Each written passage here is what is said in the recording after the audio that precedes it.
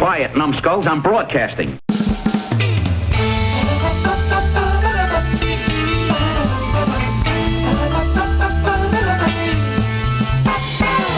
I always watch them eat the pizza first.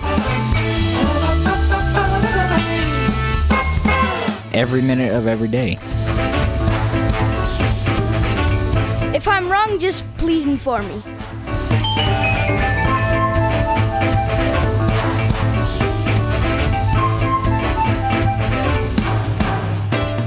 Hey, welcome to Comedy Parenting Radio. My name's Jerry Begley, and this is the only show that has stopped using leeches to treat bloody noses.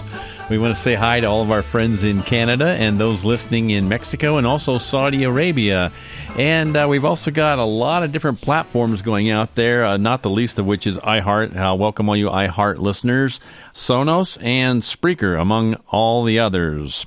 Let's see, got the gang in the studio here tonight. We've got Courtney over there. Courtney, what's new in your world? Well, in my philosophical world, I have suddenly realized that the apple does not fall far from the tree. Joshua, what's up with you?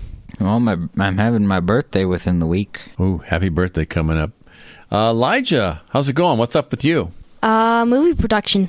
What kind of movie? Can you give us a clue? Action. Ooh, an action movie. Josiah, what's happening in your world? I'm getting my ears blasted off by the Windows XP shutting down, which is dang. All right. Today we're going to be talking about modern pizza. We'll be right back. Well, everybody's heard about the bird. Bird.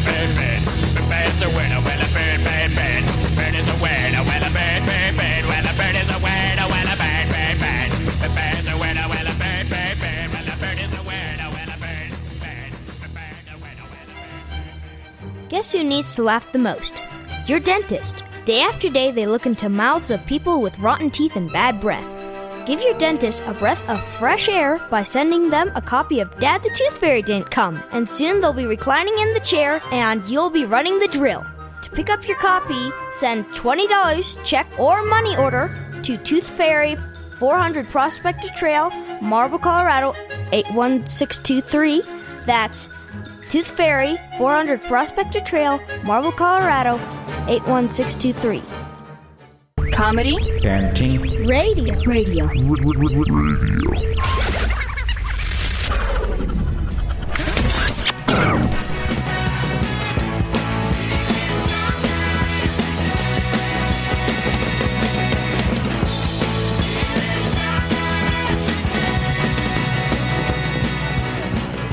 Okay, it's Comedy Parenting Radio. We're talking about modern pizza, and I've got teenagers and, oh man, just a house full of pizza eaters. Hey, guys. Yeah? Yeah. How often could you eat pizza and survive? Every minute of every day. Is that true, Courtney? I think that pizza could be eaten at least every couple minutes, but every second, that might be a little bit much because then you might grow fat. How about Elijah? How often could you eat pizza? I'm going to say wait about an hour between each pizza. An hour between pizzas. Josiah, how often could you eat pizza? About maybe a space between, like, a day I eat some pizza and then the next day I don't eat pizza and then the next day I see a pattern here. Yeah. The older you are, the more often you could eat pizza. Now, I have something to say what your typical pizza eater is. Okay. A teenager sits on his couch playing video games, and there's a slice of pizza in a pizza box with the pizza lid open. That's your typical... On a blue couch. Yeah. It has to be blue. But we don't do that at our house, do we? Nope. For one thing, we don't have a blue couch. Yep. Number two, I don't let you eat pizza on the couch. Yeah. Or in the living room, for that matter. All right. Okay. Cool. Unless it's on the couch. Did you guys know that pizza was not always triangular? I did, as a matter of fact. Yep. Up at camp, we make it square. Yes, I did know that. Yeah. When I was a kid, only square pizza. What would happen is every now and then my parents wanted to eat Italian, so we would have Chef Boyardee pizza. They go to the store and get the Chef Boyardee pizza, pizza in a box kit. And since we had 8 people in the family, they probably got, I don't know, maybe 2 or 3 kits of pizza. And they would make it on a square pan and put the Chef Boyardee sauce on it. And probably what saved the day is that my sisters would add our own hamburger from our own cows on there and stuff like that, and like really, beef it up, that kind of thing. Get it?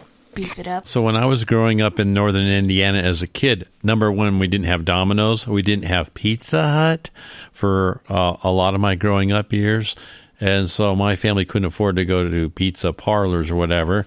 And so we would do the Chef Boyardee pizzas at home. They were square. I'm not sure that I even had a triangular piece of pizza until maybe almost high school. Personally, round pizza tastes better than square. I know what that is. Why? It's because cheese ends up being more cheese in the center. Personally, I think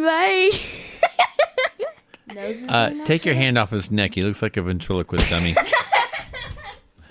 And how do I know that you're not the one actually saying it, Joshua? I'm trying to keep him from falling out of his chair. I know. He's laughing so hard he can't even sit up. if I'm wrong on this, but I think the stereotypical family that would eat pizza every night is football people. Oh, yeah, football. They're the worst, If right? I'm wrong, just please inform me. Well, chicken wings, too. Yeah, I was thinking more like chicken products. I think chicken wings one night, pizza the next night. By the time people hear this episode, the Super Bowl will be over, huh? Yeah. And we predicted the outcome, didn't we? Yep. Yeah, one of the teams will win. And somebody's going to get Gatorade dumped on them. Yeah. Okay, you're listening to Comedy Parenting Radio talking about modern pizza. We'll be back in just a minute.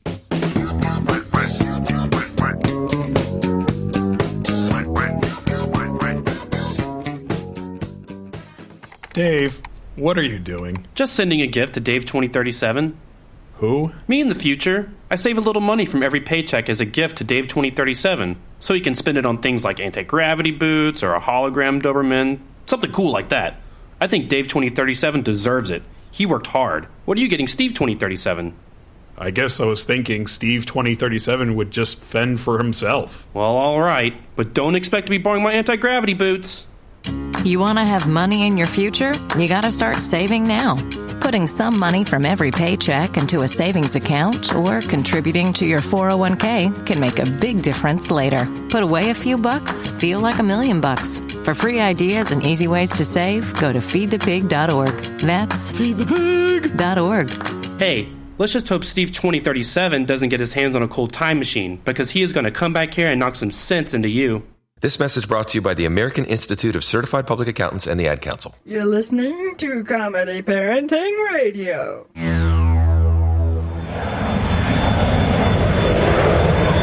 I've got the President on Air Force One demanding answers. I don't mean to be the materialistic weasel of this group, but you think we'll get hazard pay out of this? This will not look good on a resume! You are an incredibly sensitive man who inspires joy feelings in all those around you.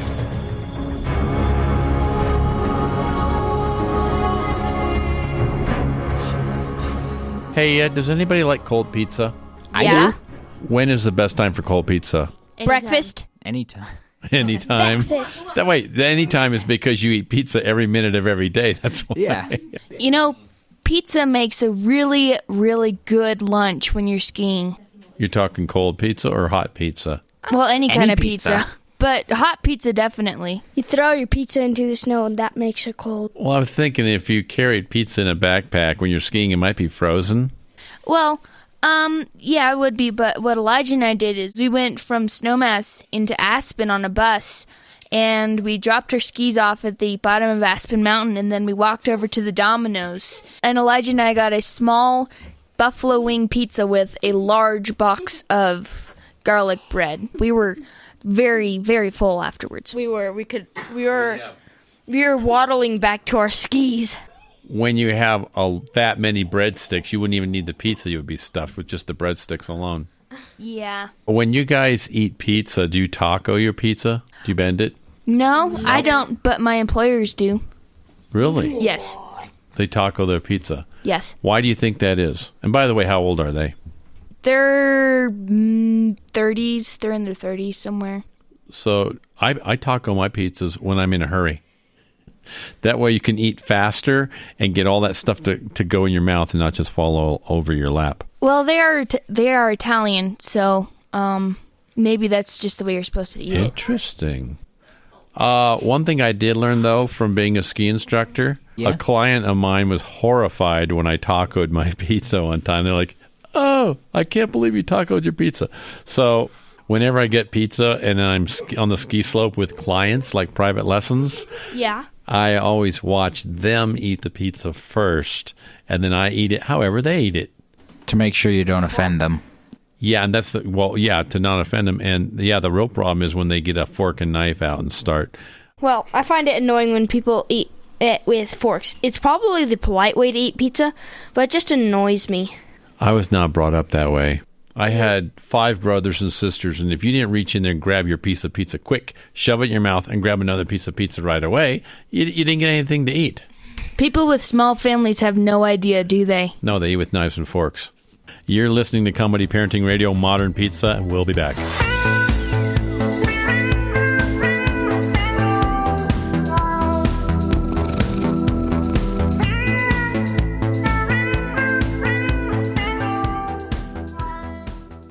You gotta take care of Texas, it's the only one we got. If you're way up in Lubbock or down in Lukenbach, gotta conserve water, keep the air clean.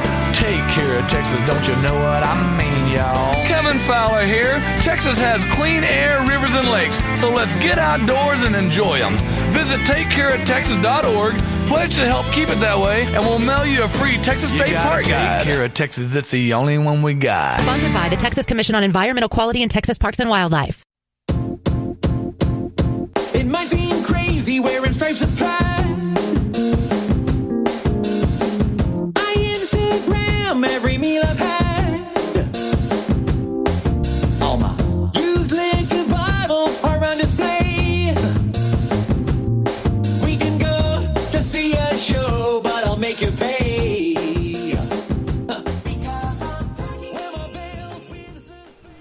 Pizza deliveries can be a little interesting. How come? When I was a snowmaker up at Buttermilk Ski Area, we would order pizzas from our snowmaking shed up in the middle of the mountain, and I would drive down on the snowmobile, and I'm wearing all my snowmaking gear, which is basically a rain suit with headlamps and hard hats and radios, and they're all ice full. It's ice because it's raining on top of you, and then it freezes. So I come driving up, and there comes the Domino's car, and I get 3 pizzas and put them on the snowmobile and go flying up the mountain with the pizzas. As they go flying out the back. No. They're too valuable to drop that. No. It's worse than dropping a pound of gold. Can you tell us about the special pizza that you had when the Germans came?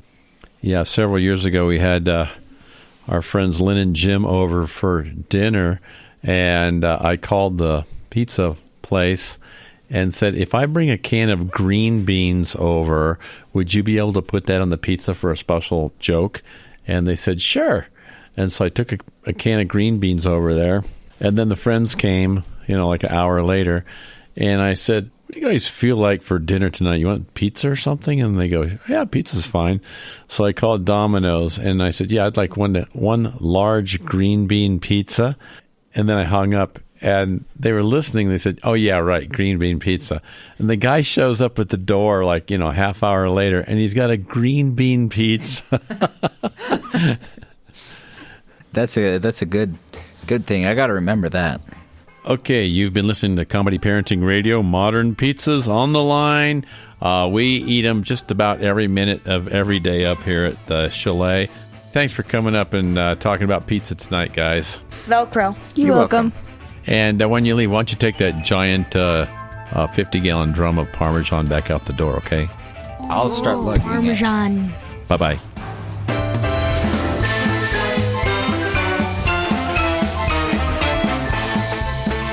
Well, yeah, now my friend Lynn, anytime I ever went over to her house or would go over to her house, she would make sure if she had a pizza to have some green beans on the pizza for me.